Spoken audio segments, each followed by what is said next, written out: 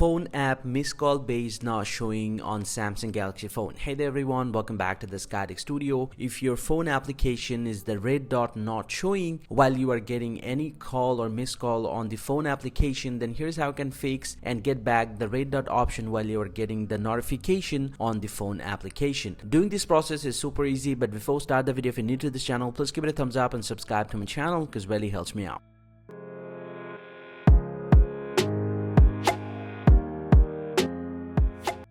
Also, now to fix the problem, simply go and open up the settings app from your Samsung Galaxy phone, and from the settings you scroll down a little bit from here and then go and tap on the home screen. And once you're here inside the home screen, you just need to scroll down a little bit from here and you'll get to see the option app icon badges. You just need to tap on this, and currently it's turned off. You just need to toggle on this option and you can show the number of the notification with the red dot, and also you can select only dot. This will show you the red dot only. So I'm going to select the first one, and also you can enable this option notification on the app icon. This will show up the notification on the app icon, and this is how you actually can fix the phone application notification based not showing problem. Hope you find this pretty helpful, guys. If you do, please drop a like and subscribe to the channel. See you guys around, and thank you very much for watching.